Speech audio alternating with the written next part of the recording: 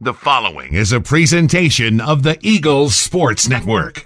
Coach Mincey, you get that victory, and they're late. I mean, I think you have to be proud with your group of players. You had, I think, a freshman, you had a sophomore, you had a couple juniors. You didn't have the most experienced bunch out there, but they were able to handle things there late in the ballgame.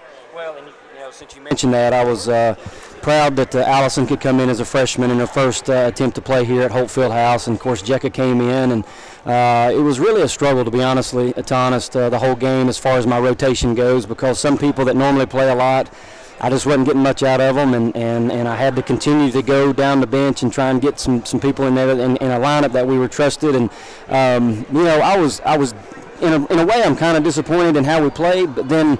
I mean, that's a good team. That's a good USCA team, and they're going to win a lot of games this year, and they have a lot of experience back. And so, maybe I'll look back at this one and be like, man, this is a really good W, because to pull it out, and I don't think we really played all that well, but, you still put up, 68 points and had some good things happen and some good stuff at the end.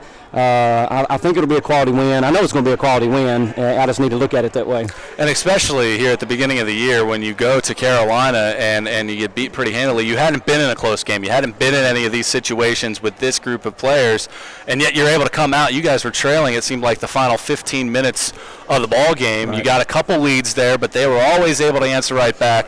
But your girls, I thought, did a very nice job of being able to settle down. They got stops when they needed to, yep. And then they were able to get to the free throw line at the other end. It was tough defensively, and the whole time I kept racking my brain, what can I do to help them, because, they ran that little flex, and they were very methodical, and they wanted to control the tempo, and they did. They controlled the tempo tonight, kind of like what we try to do against Carolina and Tennessee, and so it was very difficult because a lot of times they ran the shot clock down. It was a shot they made at the end, and then, of course, we gave up 19 offensive rebounds, a lot of those in the second half, and it just felt like daggers, and then, of course, she hits that, bank three-point shot, and I was like, man, we might be in trouble, but, the kids never gave up.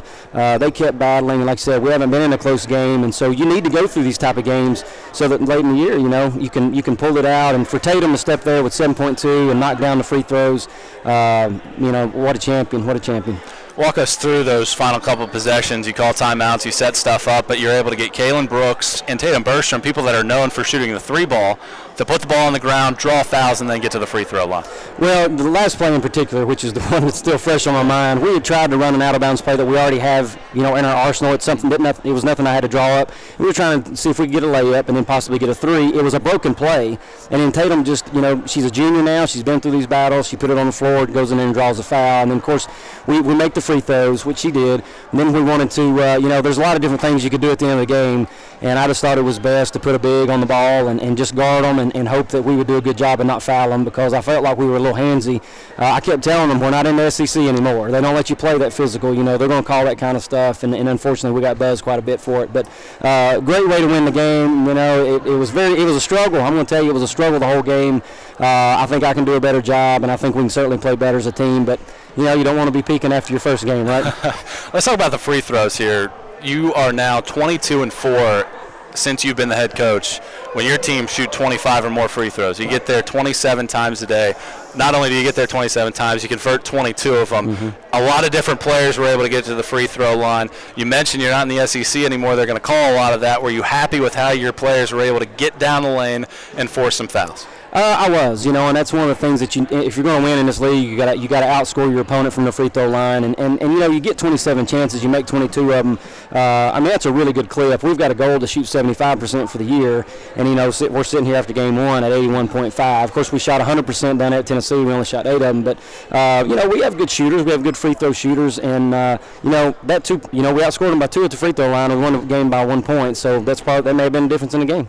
We'll talk to you tomorrow, Coach. Thanks again. Congratulations on the first win. Thank you. Appreciate it. That's head coach Mike Mincey after the 68-67 win.